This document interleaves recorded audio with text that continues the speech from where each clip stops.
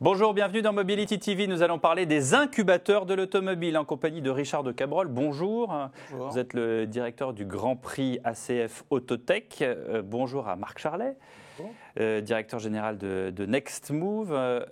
Clément Guillemot, également avec nous, via ID, programme manager du Move Lab. Bonjour. Et Xavier Oran, bonjour, directeur général du CNPA. Le CNPA est via ID qui lance donc l'appel à projet pour cette septième promotion. Septième promotion. Du Move Lab. En quoi ça consiste? À quoi ça sert? Qui répond? Écoutez, je Allez. veux bien répondre, oui. Clément Guillemot. Donc le Move Lab, c'est un programme qui a été créé en 2017 par le CNPA et via ID et qui est le programme d'accélération des startups de la mobilité de Station F. Et l'objectif du Move Lab, il est assez simple. D'une part, c'est accélérer les meilleures startups françaises de la mobilité, et puis créer un lieu qui fait un pont, une passerelle entre ces meilleures startups justement, et puis la filière historique de la mobilité. Donc l'idée, c'est de faire échanger de l'innovation entre ces startups et la filière historique. Et question bête, est-ce qu'il y a suffisamment de startups dans lesquelles on peut piocher chaque année? Oui, alors on fait 2 appels à projets par an. Mmh. Comme vous l'avez dit, on a lancé le 7e appel à projet. Et pour vous donner un ordre de grandeur, on a reçu plus de 160 candidatures lors du dernier appel à projet. Et on a sélectionné 8 startups. Donc et c'est difficile de les sélectionner? C'est très difficile. La mort dans l'âme, c'est un peu comme les listes de mariage, on raye c'est exactement ceux qu'on ça. voudrait on inviter. a la chance d'avoir beaucoup de startups de qualité en France. On fait un choix qui, en fonction des différents critères de sélection, le principal étant que les startups avaient le plus fort potentiel pour devenir des champions demain de la mobilité en France. Et donc pendant un an, ces 8 jeunes entreprises sont 6 mois? Promotion de 6 mois. Ce sont des batchs de 6 mois, effectivement, que nous engageons avec l'appui de Via ID. Nous sommes à la 7e promotion. C'est effectivement, comme Clément l'a dit, un programme qui a démarré depuis 2017. Donc on a fait un bon bout de chemin plutôt couronné de succès. Et ce qui était loin d'être gagné en termes de pari, parce que personne n'imaginait une organisation professionnelle, en l'occurrence le CNPA, un rassemblement patronal, se retrouver finalement sélectionné au sein du plus grand accélérateur au monde, qui est Station F. Et c'est un excellent signal, je trouve, qui est envoyé à la totalité d'une filière, industrie comme service, pour montrer que le potentiel d'innovation qui existe dans la mobilité est tout à fait exceptionnel. La mobilité, on ne le dit pas assez, mais avec la santé et l'environnement dont on parle beaucoup, fait partie des thèmes du terrain de jeu, de prédilection de milliers de startups dans le monde, en Europe, et particulièrement en France. Mais pour vous qui défendez l'automobile, et l'automobile, j'allais dire du vieux monde, comment est-ce que vous conciliez l'automobile et la mobilité? Eh bien, c'est tout à fait l'enjeu, Pierre Devineau. Vous avez parfaitement raison de poser cette question, parce que l'enjeu est de basculer d'une filière qui était traditionnelle, conventionnelle, à une filière de l'automobile, avec tout ce que cela peut comporter, ce qui comporte d'ailleurs encore aujourd'hui, bien entendu, en termes de réalité technologique, économique et sociale, mais de basculer de cet ancien monde à monde nouveau, celui des mobilités, donc de passer du 20e siècle au 21e siècle. Vos adhérents qui sont des concessionnaires automobiles, qui vendent des voitures diesel, ils disent « Oh, ça c'est les bobos parisiens qui roulent dans les trottinettes, la mobilité… » Je suis bien persuadé que beaucoup de nos adhérents ont dû penser cela, et ils ont quelque part évidemment raison, mais l'objet du CNPA, notre mission, c'est d'essayer, dans toute la mesure du possible, d'avoir un coup d'avance, de porter un intérêt général de filière, et puis surtout d'accompagner une filière très forte, très résiliente, très importante en termes d'empreinte. Donc vous faites de la pédagogie? Absolument, c'est une part de pédagogie. Quand on parle de transition écologique ou de transition numérique, il n'y a rien de mieux que de se développer, de se déployer au sein d'un démonstrateur et d'accélérer le changement, que ce soit au niveau de Station F ou de Moveo, dont le nom a été modifié il y a quelques jours. Et donc tout cela se termine par un prix, si je comprends bien. Alors les deux choses, les deux entités ne sont pas liées. Mais il se trouve que ça tombe au bon moment. Ça se termine par un prix, disons que ça se termine, on a pris la suite puisqu'on a été créé en 2018, donc un an après le Move Lab. Et le Grand Prix ACF Autotech, en fait, alors lui a un positionnement, je dirais, différent. C'est-à-dire qu'effectivement, le Move Lab est sur la mobilité. Nous sommes sur l'automobile parce qu'on croit que l'automobile a encore un large avenir et on voulait aussi volontairement réduire le scope des potentielles candidatures pour être au maximum utile aux startups qui innovent dans ce domaine automobile, c'est-à-dire 4 roues et un moteur, c'est ça le critère. Et ce prix, en fait, se déroule chaque année en avril, récompense 2 startups plus une startup sur une mention écologique. Donc sur les 8, on en raye encore 4, quoi. Ou 6. En fait, je dirais pour détailler, il y a généralement 75 à 80 candidatures par an. Ensuite, on en sélectionne 12 en demi-finale, 6 en finale et 2 gagnantes. Ensuite, les 6 finalistes, généralement, gagnent des prix. On leur prépare une espèce de programme annuel de soutien, que ce soit financier, juridique, qui peut s'apparenter à un programme de soutien d'incubateur, sauf que c'est vraiment à la carte, ils ont le choix. Et j'ai envie de dire que quand on a créé ce concours avec l'Automne Club de France et ESSEC Alumni, c'était aussi sur la base de mon expérience d'entrepreneur. Et quelque part, j'ai voulu faire mon concours rêvé. Qu'est-ce que j'aurais voulu voir si j'avais encore été entrepreneur. Donc vous aussi, vous conciliez l'ancien et le nouveau monde, d'une certaine manière. C'est ça. Et je dirais même sous les dorures de l'Automobile Club de France. Alors, il y a aussi un avantage avec l'Automobile Club de France, c'est qu'on peut aller du coup dans l'innovation, je dirais, sans retenue. On ne dépend d'aucun intérêt, nous sommes libres, nous sommes indépendants. Et du coup, n'importe quelle innovation, et ça je remercie aussi nos partenaires à ce niveau-là parce qu'ils ne nous donnent pas de contraintes, ils ne nous donnent pas de checklist en avance sur ce qu'ils souhaiteraient voir. Si une start-up veut concurrencer un de nos partenaires, elle a le droit. Donc c'est vraiment sans compromis, on veut voir de l'innovation, on veut être surpris. C'est comme ça qu'on progresse. Hein. C'est comme ça qu'on progresse. C'est ce que disent les grands entrepreneurs et les capitaines d'industrie. La concurrence, c'est ce qu'il y a de mieux. Marc Charlet, alors vous, comment est-ce que vous voyez les choses dans cette... Nextmove est un pôle de compétitivité. Nextmove est complémentaire à tout ça. Nous ne sommes ni un incubateur, ni un grand prix. Nous sommes un facilitateur, un accompagnateur, un accélérateur de PME et start-up, puisqu'on fédère sur 2 territoires d'excellence qui sont l'Île-de-France et la Normandie, plus de 600 membres. Toute la filière automobile et mobilité, depuis la création du pôle en 2006, c'est bien l'automobile et la mobilité. Et sur ces 600 membres, on a plus de 60% qui sont des PME. Et dans ces 60%, on a à peu près un bon tiers qui sont des startups. Et donc nous, on les accompagne. On les accompagne surtout pour faciliter leurs relations dans cet écosystème assez complexe qu'est l'écosystème et la filière automobile et mobilité. On les accompagne dans leur recherche de financement pour les orienter vers les bons dispositifs de financement. Vous savez qu'aujourd'hui, entre BPI France, l'ADEME, les financements nationaux, régionaux, il y a énormément d'opportunités à aller chercher pour financer des projets de R&D. Donc on les accompagne dans le montage et dans la recherche de financement. Mais on les accompagne aussi à travers des formations, de la recherche de compétences.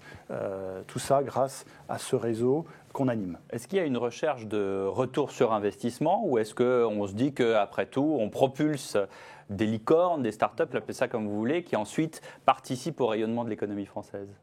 Alors au sein du Move Lab, non. On a un objectif qui est quelque part non lucratif. Les startups qui viennent au Move Lab ne payent pas le coût total du programme, bien évidemment. On est aidé pour ça par le CNPA, par VIAID et surtout par des partenaires. Donc Bridgestone, Cofidis, LS Group, Cetri, Identicar et Europcar. Je tenais à les citer puisque sans eux le Move Lab n'existerait pas. Donc ça c'est pour le Move Lab. Par contre VIAID, en tant qu'accélérateur de projets innovants du groupe Mobivia, Mobivia c'est le nom de la holding de Noroto, Midas, Carter Cash.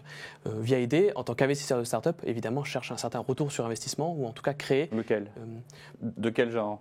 Alors, on cherche en fait à créer des relais de croissance pour le groupe. On est un groupe patrimonial, familial. Notre objectif, c'est de créer le Noroto de demain, le Midas de demain. D'accord. Et pour le CNPA, il y a un retour sur investissement Le retour sur investissement, c'est vraiment de pousser une feuille de route au niveau des services de l'automobile. Donc c'est plus global. C'est beaucoup plus global. Nous, on est clairement sur un créneau d'intérêt général, c'est le nôtre. Et donc de montrer également au pouvoir public et à l'ensemble de nos partenaires, y compris les partenaires industriels au niveau de la filière, que le gisement, le potentiel d'innovation qui existe dans les services est fondamental. Ce que l'on voit s'opérer quand même ces dernières années, dans les prochaines années, c'est que le barycentre s'est quand même déplacé du produit automobile pur et dur vers tous les services qui y sont associés, avec des services qui seront très renouvelés au niveau des collectivités locales, sur la manière de penser, d'organiser, de structurer les mobilités du futur. Et donc, de ce point de vue-là, c'est l'ensemble de la filière qui est concernée, et plus particulièrement celle que nous représentons, avec ce déplacement, je dirais, d'ordre un peu stratégique du barycentre tel que je l'évoquais. Ça n'empêche pas que sur le plan purement industriel, les enjeux sont absolument considérables, mais il faut avoir une lecture la plus globale possible de cette filière. C'est tout un bloc qui est en train de se modifier. Richard de Cabrol, il y a une fierté aussi pour vous de voir éclore ces jeunes entreprises ? Alors, il y a une fierté. Effectivement, il n'y a pas de prise d'intérêt. On donne une dotation financière qui est un don pur, là où d'autres incubateurs dans d'autres secteurs que la mobilité et l'automobile prennent généralement 5% en contrepartie, par exemple 25 000 € d'investissement, ce qui est, à mon avis, une escroquerie. Et comment ça s'est dit, voilà. Tout simplement. Les partenaires ont besoin, effectivement, aussi d'un retour sur investissement dans le Grand Prix. Ils y accordent du temps, ils y accordent pour certains les premiums, de l'argent. Donc effectivement, c'est quelque part les planètes s'alignent quand il s'agit d'un partenariat possible entre un partenaire et une start-up, puisque généralement nos start-up jusqu'à aujourd'hui, donc j'avais dit tout à l'heure, elles peuvent être concurrentes d'un partenaire, mais pour être tout à fait honnête, on n'a pas encore eu Tesla qui était concurrent de Renault. Donc il n'y a pas de concurrence particulière. Il y a souvent des synergies très fortes qui se créent naturellement entre nos partenaires et nos start-up. Donc il y a aussi une recherche d'intérêt. On essaie au mieux de les matcher, puisque c'est dans l'intérêt en fait des start-up de trouver leur Est-ce que vous diriez que cette idée-là, ces incubateurs, c'est une sorte de LinkedIn de la nouvelle génération du secteur automobile? Ça peut être un genre de LinkedIn dans le sens où on met en relation des startups avec un réseau.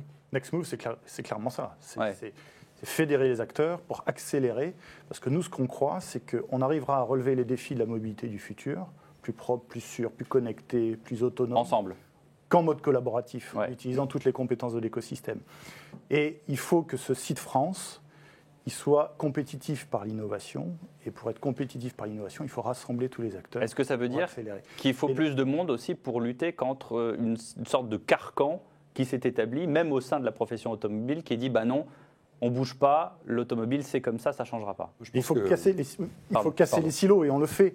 Casser les silos entre les différents secteurs d'activité, entre le produit et les services, comme on disait, entre les infrastructures et l'énergie, entre l'automobile et les nouvelles technologies de l'information et des communications. Aujourd'hui, il faut casser tous ces silos pour innover, et les champs d'innovation, ils se trouvent justement entre ces différents secteurs d'activité. C'est entièrement d'accord avec ce que vient de dire Marc. Je pense exactement la même chose. Je pense que, pour reprendre un mot qui a été utilisé par Carlos Tavares hier à l'occasion de sa conférence de presse, il l'a répété à plusieurs reprises, c'était le mot perturbation. Et il disait, mais il faut perturber. Et il faut augmenter la capacité de perturbation au sein de la filière. Il y a une nouvelle façon de voir la filière, de penser les différents rapports de force, encore une fois, qui étaient assez conventionnels au sein d'une filière qui est en train de bouger sur toute la ligne. Il faut justement bouger les lignes, ne pas en avoir peur, être offensif, être agile, ouvrir le champ des possibles, et donc surtout ouvrir et bien connecter les acteurs traditionnels à d'autres talents, à d'autres manières de penser, de voir l'automobile et la mobilité. Mais est-ce que la crise sanitaire a été, d'une certaine manière, une perturbation ? La crise sanitaire est une perturbation dans le sens où elle met en valeur, comme dans toute crise, à la fois les points forts d'une filière, mais aussi ses points faibles. C'est ça. C'est-à-dire que vous avez été mis face à face à des difficultés. Bien entendu. Tout d'un coup, se sont révélées. Bien entendu. Donc, on a beaucoup parlé, on n'a jamais d'ailleurs autant parlé de mobilité au moment où nous étions tous immobilisés. On voyait d'ailleurs combien la mobilité est absolument essentielle à l'irrigation de l'économie et de la société. Et on a vu que les Français n'étaient pas prêts à lâcher leur voiture personnelle. Bien au contraire. Un dernier sondage qui date de 48 heures montre, c'est un sondage d'ailleurs de l'INSEE, donc c'est une étude, c'est pas un sondage, montre de manière évidente le poids tout à fait prépondérant de la mobilité individuelle. Et cette mobilité individuelle, nous savons les uns les autres qu'il faut la repenser sur le plan énergétique, sur le plan de sa technologie, sur le plan de son usage. Et des startups, avec d'autres acteurs beaucoup plus grands, permettent d'organiser une innovation qui, sans cette coopération, ne serait sans doute pas possible. On l'a vu d'ailleurs pour les vaccins. Ouais. Richard de Cabrol, est-ce que, justement, après ce qui vient d'être dit, on regarde autrement les startups qu'on veut encourager? C'est peut-être pas forcément le même paradigme qu'il y a 1 an ou 2 ans. Alors, j'avoue d'ailleurs que là, dans nos demi-finalistes, on a une start-up qui, effectivement, est impliquée dans des soucis liés au Covid, par exemple les bactéries et la désinfection des espaces intérieurs. Donc typiquement, on voit des projets émerger qui ciblent auxquels on n'aurait pas problème. pensé avant. Et ensuite, je dirais que l'implication des partenaires, comme l'a dit Clément, et les partenaires qu'on peut trouver aussi dans le Grand Prix montrent que les acteurs économiques de l'automobile ont bien pris conscience en fait de ce besoin de changement bien avant le Covid. Et j'aurais peut-être même envie de te dire qu'il faudrait que maintenant, peut-être que les pouvoirs publics, mais là peut-être Xavier, tu as un rayon là-dessus, qu'on est à rayon, puissent ouvrir davantage les vannes sur les mobilités de demain et beaucoup plus innovantes, puisque notamment la mobilité autonome, je pense, est aujourd'hui un peu, quand on voit ce qui se passe aux États-Unis, est bridée par les autorités françaises. Donc là, je pense qu'il y a un gros sujet. D'accord là-dessus ? Oui, complètement. Je reviens sur le point particulier de l'impact de la crise sur les choix qu'on peut faire. En tout cas, on voit que les thématiques privilégiées par nos partenaires et puis que nous, on identifie comme étant porteuses dans le secteur, ont évolué. Tout ce qui va être parcours digitaux, par exemple, c'est extrêmement important, parcours digitaux, parcours clients digitaux. Tout ce qui va être autour des micromobilités, on a vu que le vélo a explosé. Ouais. Tout ce qui est mobilité électrique, mobilité connectée, ce sont des thèmes en fait, qui sont encore plus prégnants et qui sont plus visibles. Cette septième promotion, on a déjà des pistes, on a déjà des acteurs qui sont identifiés. Alors on a des grands thèmes que je vous ai mentionnés, nouvelle mobilité, mobilité connectée, électrique, réparabilité aussi. L'appel à projet est encore en cours, donc on a un grand nombre de candidatures, mais on n'a pas encore commencé à sélectionner ces startups, mais en tout cas on va les sélectionner au regard de nos critères que nous cités. Les entreprises qui accompagnent dans le changement justement, non pas seulement du secteur automobile, mais d'une manière beaucoup plus générale. Merci beaucoup à vous tous d'avoir participé à Mobility TV.